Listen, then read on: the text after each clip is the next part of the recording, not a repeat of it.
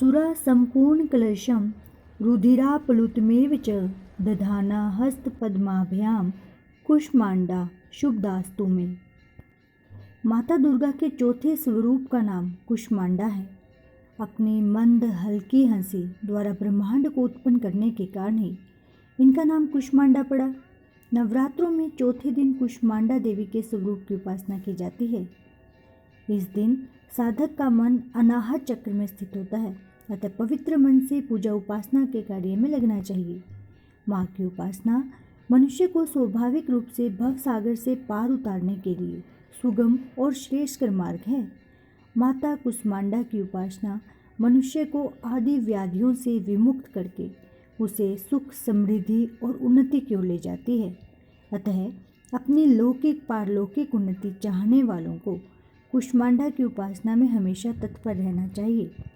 माता कुष्मांडा की पूजा करने के लिए या देवी सर्वभूतेषु तुष्टि रूपेण संस्थिता नमस्तस्यै नमस्तस्यै नमस्तस्यै नमो नमः मंत्र का भी जाप करना चाहिए। नवरात्रि के चौथे दिन श्री दुर्गा सप्तशती के अध्याय 5, 6, 7 और 8 की कथा का श्रवण या पठन किया जाता है। आज की इस वीडियो में हम दुर्गा सप्तशती के अध्याय 5, 6, 7 और 8 की ही कथा का श्रवण करेंगे।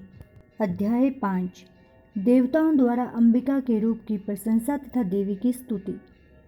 महर्षि मेधा ने कहा, पूर्वकाल में शुंभ निशुंभ नामक असुरों ने अपने बल के मद से इंद्र का त्रिलोकी का राज्य और योगों के भाग छीन लिए, और वह दोनों इस प्रकार सूर्य, चंद्रमा, धर्मराज और वरुण के अधिकार भी छीनकर स्वयं ही उनका उपयोग करने लगे। वायु और अग्नि का कार्य भी वही करने लगे, और इसके पश्चात उन्होंने जिन देवताओं का राज्य छीना था उनको अपने अपने स्थान से निकाल दिया। इस तरह से अधिकार छीने हुए तथा दैत्यों द्वारा निकाले हुए देवता अपराजिता देवी का स्मरण करने लगे कि देवी ने हमको वर दिया था कि तुम्हारी संपूर्ण विपत्तियों को नष्ट करके तुम्हारी रक्षा करूंगी।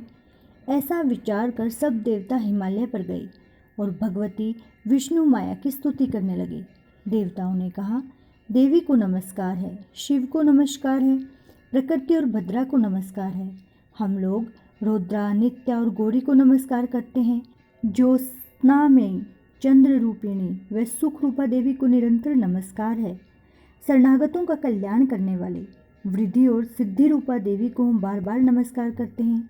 और नैऋत्य राजाओं की लक्ष्मी तथा सर्वाणी को नमस्कार है।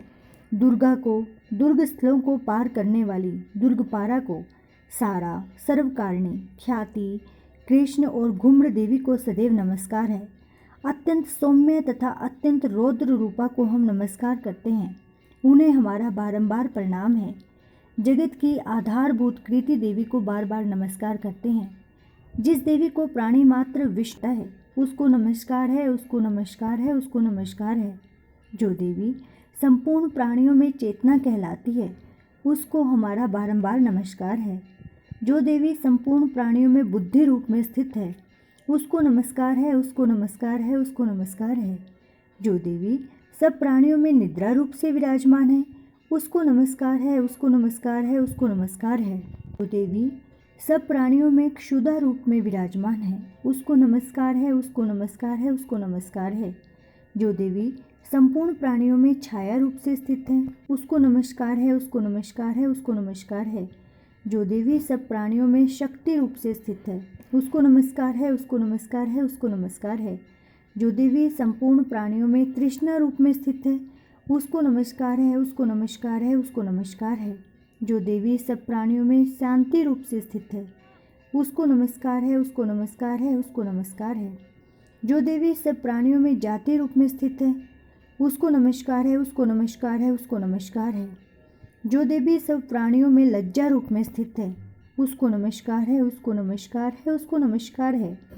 जो देवी सब प्राणियों में शांति रूप से स्थित है उनको हमारा बारंबार नमस्कार है। जो देवी संपूर्ण प्राणियों में श्रद्धा रूप से स्थित है उनको हमारा नमस्कार है, नमस्कार है, नमस्कार है। जो देवी संपूर्ण प्राणियों में कांति रूप में स्थित है, जो देवी सब प्राणियों में लक्ष्मी रूप से स्थित है उसको नमस्कार है, उसको नमस्कार है, उसको नमस्कार है। जो देवी संपूर्ण प्राणियों में वृत्ति रूप से स्थित है, उसको नमस्कार है, उसको नमस्कार है, उसको नमस्कार है। जो देवी सब प्राणियों में स्मृति रूप से विराजमान है, उसको नमस्कार है, उसको नमस्कार है, उसको नमस्कार है। जो देवी सब प्राणियों में दया रूप से स्थित है, उसको नमस्कार है, उसको नमस्कार है, उसको नमस्कार है। जो देवी सब प्राणियों में तुष्टि रूप से स्थित है, उसको नमस्कार है, उसको नमस्कार है, उसको नमस्कार है। जो देवी संपूर्ण प्राणियों में मातृ रूप से स्थित है, उसको नमस्कार है, उसको नमस्कार है, उसको नमस्कार है। जो देवी संपूर्ण प्राणियों में भ्रांति रूप से स्थित है, उसको नमस्कार है, उसको नमस्कार है, उसको नमस्कार है। जो देवी संपूर्ण प्राणियों में नित्य व्याप्त रहती है, उसको नमस्कार है। जो देवी चैतन्य रूप से संपूर्ण संसार को व्याप्त करके स्थित है, उसको नमस्कार है, उसको नमस्कार है, उसको नमस्कार है। पूर्व काल में देवताओं ने अपने अभीष्ट फल पाने के लिए जिसकी स्तुति की है और देवराज इंद्र ने बहुत दिनों तक जिसका सेवन किया है, वह कल्याण की साधना भूता ईश्वरी हमारा कल्याण और मंगल करे तथा सारी विपत्तियों को नष्ट कर डाले। असुरों के सताए हुए हम संपूर्ण देवता उस परमेश्वरी को इस समय नमस्कार करते हैं तथा जो भक्ति पूर्वक स्मरण की जाने पर तुरंत ही सब विपत्तियों को नष्ट कर देती है, वह जगदम्बा इस समय हमारा भी मंगल करके हमारी समस्त विपत्तियों को दूर करे। महर्षि मेधा ने कहा, हे राजन, इस प्रकार जब देवता स्तुति कर रहे थे तो उसी समय पार्वती देवी गंगा में स्नान करने के लिए आई। तब उनके शरीर से प्रकट होकर शिवा देवी बोली, शुंभ दैत्य के द्वारा स्वर्ग से निकाले हुए तथा निशुंभ से हारे हुए ये देवता मेरी ही स्तुति कर रहे हैं। पार्वती के शरीर से अंबिका निकली थी, इसलिए उनको संपूर्ण लोक में कौशिकी कहते हैं। कौशिकी के प्रकट होने के पश्चात पार्वती देवी के शरीर का रंग काला हो गया और वह हिमालय पर रहने वाली कालिका देवी के नाम से प्रसिद्ध हुई। फिर शुंभ और निशुंभ के दूत चंडमुंड वहां आए और उन्होंने परम मनोहर रूप वाली अंबिका को देखा। फिर वह शुंभ के पास जाकर बोले, महाराज, एक अत्यंत सुंदर स्त्री हिमालय को प्रकाशित कर रही है। वैसा रंग रूप आज तक हमने किसी स्त्री में नहीं देखा। हे असुरेश्वर, आप यह पता लगाएं कि वह कौन है और उसको ग्रहण कर लें। वह स्त्री में रतन है। वह अपनी कांति से दसों दिशाओं को प्रकाशित करती हुई वहाँ स्थित है, इसलिए आपको उसका देखना उचित है। हे प्रभु, तीनों लोकों के हाथी, घोड़े और मणि इत्यादि जितने रत्न हैं, वे सब इस समय आपके घर में शोभायमान हैं। हाथियों में रतन रूप ऐरावत हाथी और उच्चेश्वरा नामक घोड़ा तो आप इंद्र से ले आए हैं। हंसों से जुटा हुआ विमान जो कि ब्रह्मा जी के पास था, वह भी आपके पास है। और यह महापद्म नामक खजाना आपने कुबेर से छीना है। समुद्र ने आपको सदा खिले हुए फूलों की किंजकिलिनी नामक माला दी है। वरुण का कंचन की वर्षा करने वाला छत्र आपके पास है। रथों में श्रेष्ठ प्रजापति का रथ भी आपके पास ही है। हे दैत्येंद्र, मृत्यु से उत्क्रांतिता नामक शक्ति भी आपने छीन ली और वरुण का पाश भी आपके भ्राता निशुंभ के पास ही है। और समुद्र में पैदा होने वाले सब प्रकार के रत्न भी आपके भ्राता निशुंभ के अधिकार में हैं। और जो अग्नि में जल न सकें ऐसे 2 वस्त्र भी अग्निदेव ने आपको दिए हैं। हे दैत्यराज, इस प्रकार सारी रत्न रूपी वस्तुएं आप संग्रह कर चुके हैं, तो फिर आप यह कल्याणमय स्त्रियों में रतन रूप अनुपम स्त्री क्यों नहीं ग्रहण करते? महर्षि मेधा बोले। चंडमुंड का यह वचन सुनकर शुंभ ने विचारा कि सुग्रीव को अपना दूत बनाकर देवी के पास भेजा जाए। प्रथम उसको सब कुछ समझा दिया और कहा कि वहां जाकर तुम उसको अच्छी तरह से समझाना और ऐसा उपाय करना जिससे वह प्रसन्न होकर तुरंत ही मेरे पास चली आए। भली प्रकार समझाकर कहना। दूत सुग्रीव पर्वत के उस रमणीय भाग में पहुंचा जहां देवी रहती थी। दूत ने देवी से कहा, हे देवी, दैत्यों का राजा शुंभ जो इस समय तीनों लोकों का स्वामी है, मैं उसका दूत हूँ और यहाँ तुम्हारे पास आया हूँ। संपूर्ण देवता उसकी आज्ञा एक स्वर से मानते हैं। अब जो कुछ उसने कहला भेजा है वह सुनो। उसने कहा है, इस समय संपूर्ण त्रिलोकी मेरे वश में है और संपूर्ण यज्ञों के भाग को पृथक पृथक मैं ही लेता हूँ और तीनों लोकों में जितने श्रेष्ठ रत्न हैं वे सब भी मेरे पास हैं। देवराज इंद्र का वाहन ऐरावत मेरे पास है जो मैंने उससे छीन लिया है। उच्चेश्वरा नामक घोड़ा जो क्षीर सागर मंथन करने से प्रकट हुआ था, उसे देवताओं ने मुझे अर्थ समर्पित किया है। सुंदरी, इसके अतिरिक्त भी और जो रत्नभूषण पदार्थ देवताओं के पास थे वे सब हमारे पास हैं। हे देवी, मैं तुम्हें संसार की स्त्रियों में रत्न मानता हूँ, क्योंकि रत्नों का उपभोग करने वाला मैं ही हूँ। हे चंचल कटाक्षों वाली सुंदरी, अब मैं यह तुझ पर छोड़ता हूँ कि तू मेरे या मेरे भाई महापराक्रमी निशुंभ की सेवा में आ जाए। यदि तू मुझे वरेगी तो तुझे अतुल महान ऐश्वर्य की प्राप्ति होगी। अतः तुम अपनी बुद्धि से यह विचार कर मेरे पास चले आओ। महर्षि मेधा ने कहा, दूत के ऐसा कहने पर संपूर्ण जगत का कल्याण करने वाली भगवती दुर्गा मन ही मन मुस्काई और इस प्रकार कहने लगी। देवी ने कहा, हे दूत, तू जो कुछ कह रहा है वह सत्य है और इसमें किंचित मात्र भी झूठ नहीं है। शुंभ इस समय तीनों लोकों का स्वामी है और निशुंभ भी उसी की तरह पराक्रमी है, किंतु इसके संबंध में मैं जो प्रतिज्ञा कर चुकी हूँ उसे मैं कैसे झुठला सकती हूँ।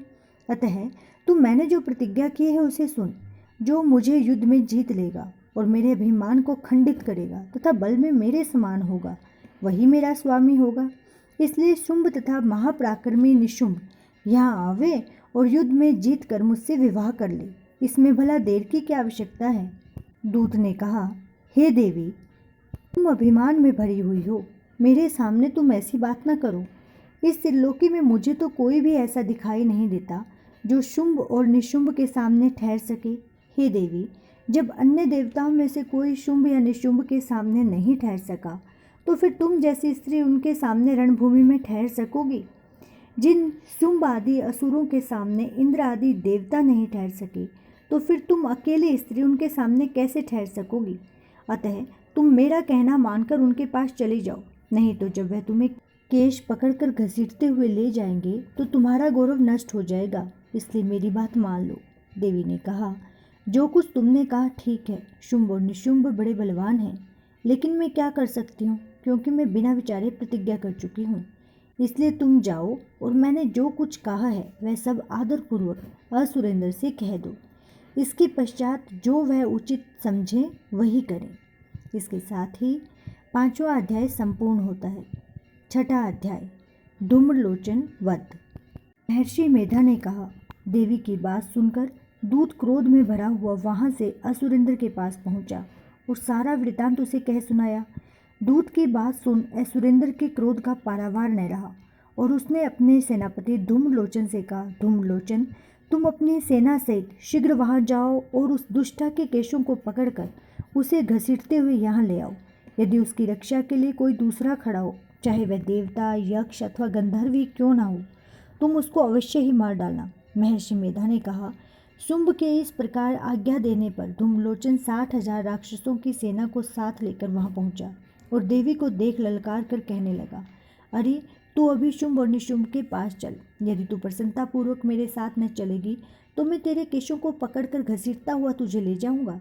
देवी बोली, असुरेंद्र का भेजा हुआ तेरे जैसा बलवान यदि बलपूर्वक मुझे ले जाएगा तो ऐसी दशा में मैं तुम्हारा कर ही क्या सकती हूँ। महर्षि मेधा ने कहा। ऐसा कहने पर धूम्रलोचन उसकी ओर लपका, किंतु देवी ने उसे अपनी हुंकार से ही भस्म कर डाला। यह देखकर असुर सेना क्रुद्ध में होकर देवी की ओर बढ़ी, परंतु अंबिका ने उन पर तीखे बाणों, शक्तियों तथा फरसों की वर्षा आरंभ कर दी। इतने में देवी का वाहन भी अपनी ग्रीवा के बालों को झटकता हुआ और बड़ा भारी शब्द करता हुआ असुर सेना में कूद पड़ा। उसने कई असुर अपने पंजों से, कई अपने जबड़ों से और कई को धरती पर पटक कर अपनी दाढ़ों से घायल करके मार डाला। उसने कई असुरों के अपने नखों से पेट फाड़ डाले और कई असुरों का तो केवल थप्पड़ मारकर ही सर धड़ से अलग कर दिया। कई असुरों की भुजाएं और सिर तोड़ डाले और गर्दन के बालों को हिलाता हुआ उसने कई असुरों को पकड़ कर उनके पेट फाड़कर उनका रक्त पी डाला। इस प्रकार देवी के उस महाबलवान सिंह ने क्षण भर में असुर सेना को समाप्त कर दिया। शुंभ ने जब यह सुना कि देवी ने धूम्रलोचन असुर को मार डाला है और उसके सिंह ने सारी सेना का संहार कर डाला है, तब उसको बड़ा क्रोध आया। उसके मारे क्रोध के होठ फड़कने लगे और उसने चंड तथा मुंड नामक 2 महान असुरों को आज्ञा दी, हे चंड, हे मुंड, तुम अपने साथ एक बड़ी सेना लेकर वहां जाओ और उस देवी के बाल पकड़कर उसे बांधकर तुरंत यहाँ ले आओ। यदि उसको यहाँ आने में किसी भी प्रकार का संदेह हो तो तुम अपनी सेना सहित उससे लड़ते हुए उसको मार डालो और जब वह दुष्टा और उसका सिंह दोनों मारे जाएं, तब भी उनको बांधकर यहाँ ले आना। इसके साथ ही 6वां अध्याय संपूर्ण हुआ। 7वां अध्याय चंड और मुंड का वध। महर्षि मेधा ने कहा, दैत्यराज की आज्ञा पाकर चंड और मुंड चतुरंगिनी सेना को साथ लेकर हथियार उठाए हुए देवी से लड़ने के लिए चल दिया। हिमालय पर्वत पर पहुंचकर उन्होंने मुस्कुराती हुई देवी को, जो सिंह पर बैठी हुई थी, देखा। जब असुर उनको पकड़ने के लिए तलवारें लेकर उनकी ओर बढ़े, तब अंबिका को उन पर बड़ा क्रोध आया और मारे क्रोध का उनका मुख काला पड़ गया। उनकी भ्रिकुटियां चढ़ गई और उनके ललाट में से अत्यंत भयंकर तथा अत्यंत विस्तृत मुख वाली लाल आंखों वाली काली प्रकट हुई, जो कि अपने हाथों से तलवार और पास लिए हुए थी। वह विचित्र खड्ग धारण किए हुए थी और चीते के चर्म की साड़ी एवं नरमुंडों की माला पहन रखी थी। उनका मांस सूखा हुआ था और शरीर केवल हड्डियों का ढांचा था, और जो भयंकर शब्द से दशों दिशाओं को पूर्ण कर रही थी, वह असुर सेना पर टूट पड़ी और दैत्यों को भक्षण करने लगी। वह पाशर रक्षकों, अंकुशधारी महावतों, हाथियों पर सवार योद्धाओं और घंटा सहित हाथियों को एक हाथ से पकड़कर अपने मुंह में डाल रही थी। इसी प्रकार वह घोड़ों, रथों, सारथियों व रथों में बैठे हुए सैनिकों को मुंह में डालकर भयानक रूप से चबा रही थी। किसी की केश पकड़कर, किसी की गर्दन पकड़कर, किसी को पैरों से दबाकर और किसी दैत्य को छाती से मसल कर मार रही थी। वह दैत्य के छोड़े हुए बड़े बड़े अस्त्र शस्त्रों को मुंह में पकड़कर और क्रोध में भरकर उनको दांतों से पीस रही थी। उसने कई बड़े बड़े असुर भक्षण कर डाले, कितनों को रौंद डाला और कितनी उसकी मार के मारे भाग गए। कितनों को उसने तलवार से मार डाला, कितनों को अपने दांतों से समाप्त कर दिया। और इस प्रकार देवी ने क्षण भर में संपूर्ण दैत्य सेना को नष्ट कर दिया। यह देख महापराक्रमी चंड काली देवी की ओर लपका और मुंड ने भी देवी पर अपने भयानक बाणों की वर्षा आरंभ कर दी और अपने हजारों चक्र उस पर छोड़े। उस समय वह चमकते हुए बाण व चक्र देवी के मुख में प्रविष्ट हुए इस प्रकार दिख रहे थे, जैसे मानो बहुत से सूर्य मेघों की घटा में से प्रविष्ट हो रहे हों। इसके पश्चात भयंकर शब्द के साथ काली ने अत्यंत जोश में भरकर विकट अट्टहास किया। उसका भयंकर मुख देखा नहीं जाता था। उसके मुख में श्वेत दांतों की पंक्ति चमक रही थी। फिर उसने तलवार हाथ में लेकर हूँ शब्द कहकर चंड के ऊपर आक्रमण किया और उसके केश पकड़कर उसका सिर काटकर अलग कर दिया। चंड को मरा हुआ देखकर मुंड देवी की ओर लपका, परंतु देवी ने क्रोध में भरे उसे भी अपनी तलवार से यमलोक पहुंचा दिया। चंड और मुंड को मरा हुआ देखकर बाकी बची हुई सेना वहां से भाग खड़ी हुई। इसके पश्चात काली चंड और मुंड के कटे हुए सिरों को लेकर चंडिका के पास गई और प्रचंड अट्टहास्य के साथ कहने लगी, हे देवी, चंड और मुंड दो महादैत्यों को मारकर तुम्हारी भेंट कर दिया है। अब शुंभ और निशुंभ का तुमको स्वयं वध करना है। महर्षि मेधा ने कहा। वहां लाए हुए चंड और मुंड के शिरों को देखकर कल्याणमयी चंडी ने काली से मधुर वाणी में कहा, हे देवी, तुम चूंकि चंड और मुंड को मेरे पास लेकर आई हो, अतः संसार में चामुंडा के नाम से तुम्हारी ख्याति होगी। के साथ ही 7वां अध्याय संपूर्ण होता है। 8वां अध्याय रक्त बीज का वध। महर्षि मेधा ने कहा, चंड और मुंड नामक असुरों के मारे जाने से और बहुत सी सेना के नष्ट हो जाने से असुरों के राजा प्रतापी शुंभ ने क्रोधयुक्त होकर अपनी संपूर्ण सेना को युद्ध के लिए तैयार होने की आज्ञा दी। उसने कहा, अब उदायुध नामक 86 असुर सेनापति अपनी सेनाओं के साथ युद्ध के लिए जाएं और कंभु नामक 84 सेनापति भी युद्ध के लिए जाएं और कोटिवीर्य नामक 50 सेनापति तथा धूम्रकुल नाम के 100 सेनापति प्रस्थान करें। कालक, दोहद, मौर्य और कालकेय यह दैत्य भी मेरी आज्ञा से सजकर युद्ध के लिए कूच करें। भयानक शासन करने वाला असुरों का स्वामी शुंभ इस प्रकार आज्ञा देकर बहुत बड़ी सेना के साथ युद्ध के लिए चला। उसकी सेना को अपनी ओर आता देखकर चंडिका ने अपने धनुष की टंकोर से पृथ्वी और आकाश के बीच का भाग गुंजा दिया। हे राजन, इसके पश्चात देवी के सिंह ने दहाड़ना आरंभ कर दिया और अंबिका के घंटों के शब्दों ने उस ध्वनि को और भी बढ़ा दिया। धनुष की टंकोर, शेर की दहाड़ और घंटे के शब्द से पृथ्वी और आकाश के बीच का भाग गूंज उठा और इसके साथ ही देवी ने अपने मुख को और भी भयानक बना लिया। ऐसे भयंकर शब्द को सुनकर राक्षसी सेना ने देवी तथा सिंह को चारों ओर से घेर लिया। हे राजन, उस समय दैत्यों के नाश के लिए और देवताओं के हित के लिए ब्रह्मा, शिव, कार्तिकेय, विष्णु और इंद्र आदि देवताओं की शक्तियां जो अत्यंत पराक्रम तथा बल से संपन्न थी, उनके शरीर से निकलकर उसी रूप में चंडिका देवी के पास आ गई। जिस देवता का जैसा रूप था, जैसे आभूषण थे, जैसा वाहन था, वैसा ही रूप, आभूषण और वाहन लेकर उन देवताओं की शक्तियां दैत्यों से युद्ध करने के लिए आई। हंस युक्त विमान में बैठकर और रुद्राक्ष की माला तथा कमंडलू धारण करके ब्रह्मा जी की शक्ति आई। वृषभ पर सवार होकर तथा हाथ में त्रिशूल लेकर, महानाग का कंकण पहनकर और चंद्र रेखा से विभूषित होकर भगवान शंकर की शक्ति माहेश्वरी आई और मोर पर आरूढ़ होकर हाथ में शक्ति लिए दैत्यों से युद्ध करने के लिए कार्तिजी की शक्ति उन्हीं का रूप धारण करके आई। भगवान विष्णु की शक्ति गरुड़ पर सवार होकर शंख, चक्र, सारंग, गदा, धनुष और खड्ग हाथ में लिए हुए आई। श्रीहरि की शक्ति वाराही वाराह का शरीर धारण करके आई और नृसिंह के समान शरीर धारण करने वाली उनकी शक्ति नरसिंही भी आई। उसकी गर्दन के झटकों से आकाश के तारे टूट पड़ते थे और इसी प्रकार देवराज इंद्र की शक्ति ऐन्द्री भी ऐरावत के ऊपर सवार होकर आई।